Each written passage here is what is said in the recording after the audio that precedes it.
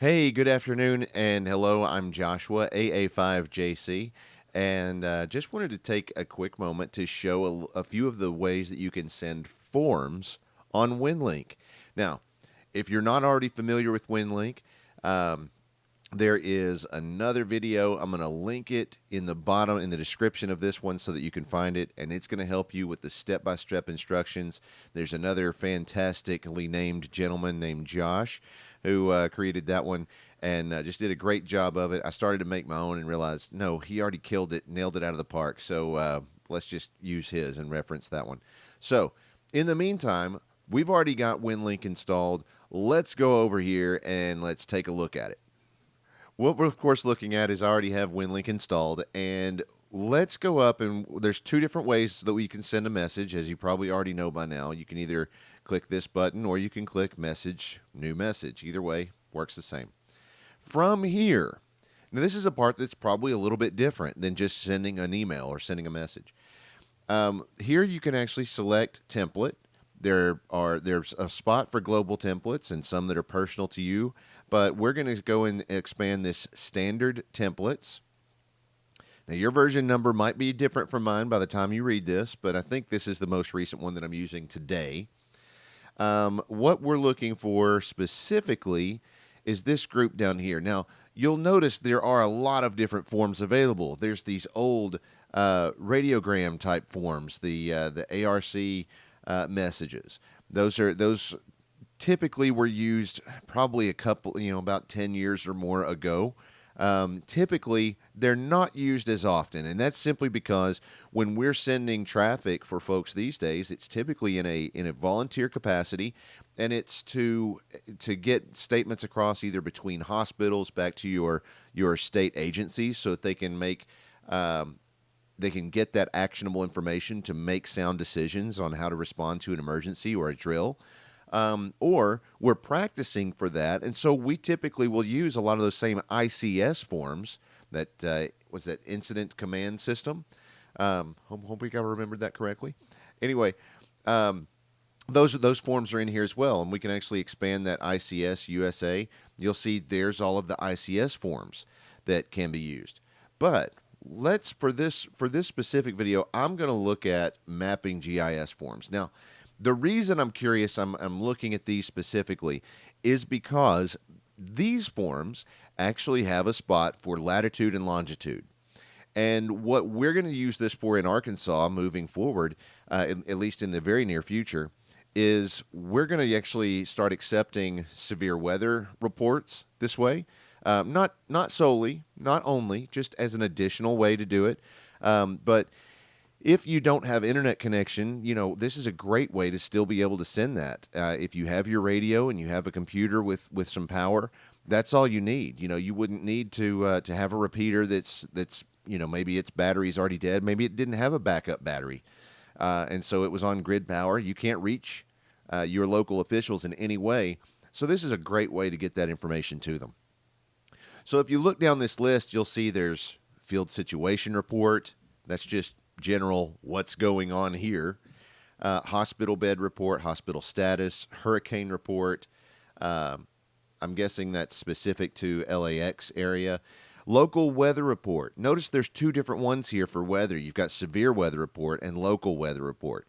Now, it's important to discern between those because, in my mind, the local weather report is simply just that's those statements that you hear sometimes that a lot of us who run weather nets might roll our eyes at and just move it along.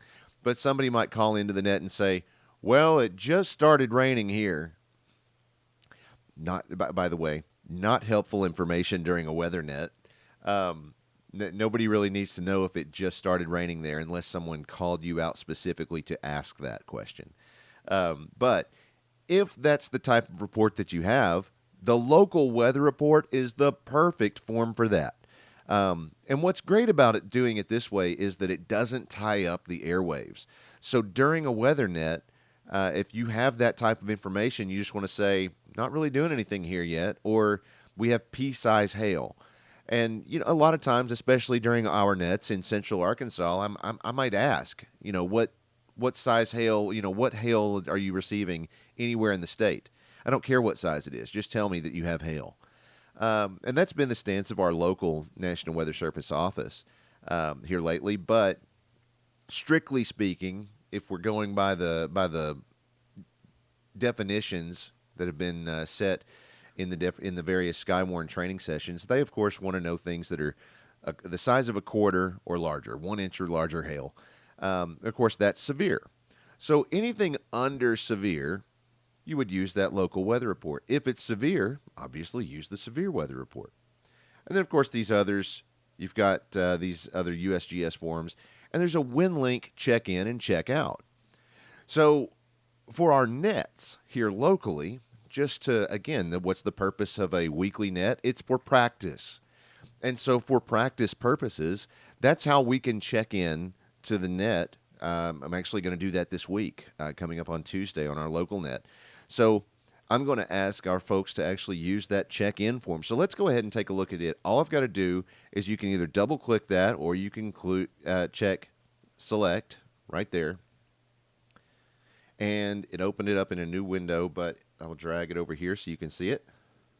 So now you take a look at this Winlink check-in form, and it simply has the date and time. You can set that. It's going to be default to right now, and it is local time. Pay attention to that. It is local time, not UTC, by default anyway.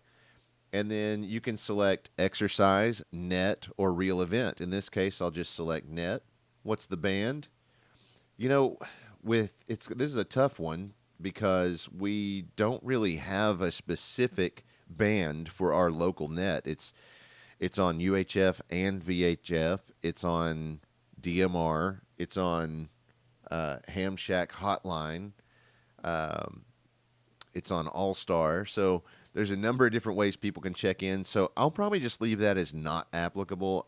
The main hub of that system is UHF. I might just leave that at UHF. It just really doesn't matter. What's the mode? How am I sending this? That would be again, how do you send that email through Winlink to the recipient? In this case, I'm just going to use Telnet. I have internet access available to me here, so I might as well use it. Send it to, I'm going to change that. I'm going to send it to me. I'm going to send it to myself. AA5JC. Call signs of initial on-site operators. Well, it's just me sitting here, so I'll just put me. AA5JC. Station contact name, well, that would be Joshua. Location, just home is probably fine. Here it's got what I've set as the latitude and longitude for myself. It's just a little bit imperfect, but it's close enough. And then comments. I'll just put all is well. Now, here's the interesting thing. If you've never submitted a form on Winlink, watch this next interaction. Now that I've filled it all out, I hit submit, and it says to complete your form submission, click OK and close the open browser window. This is going to return us back to that original email. All right, now watch. When you hit OK, now this is blank. So this is the window they want you to close. It's just the easier way that they opted to implement forms. Nothing wrong with that. I think it's a fantastic way to do it. We just have to remember to hit close. So next up, you'll notice all of that information that we provided, it's now in this email. So it's ready to go.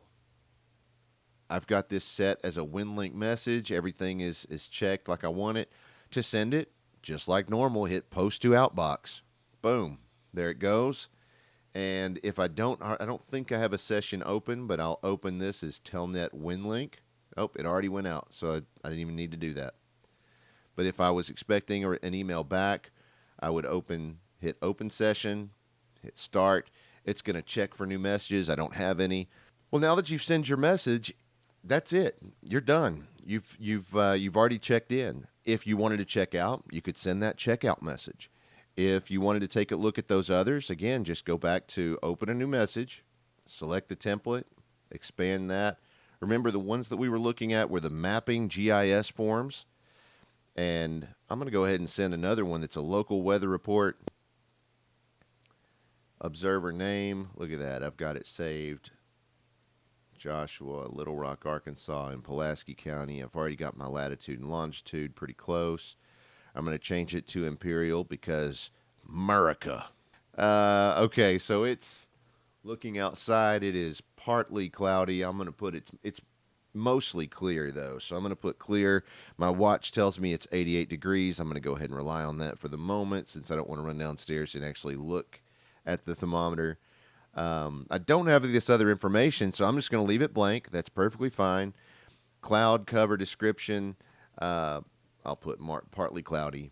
I can see one small cloud out the window as I'm looking right now. Haven't had any rainfall today so far. Probably expecting some later.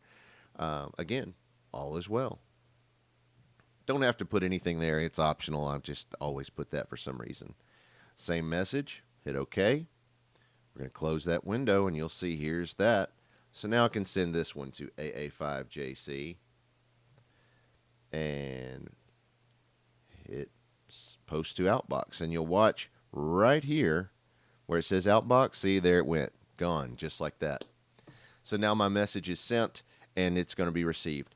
What's fun about this is we actually have some other tools that I've created that can compile that information. Now, when we have severe weather or things like that in Arkansas, we do have a specific call sign that we'll want you to send those messages to, but we'll put that out when the time comes when we're ready to actually have a whether it's a drill, an exercise, or an actual event, severe weather, or any other type of emergency that we're supporting.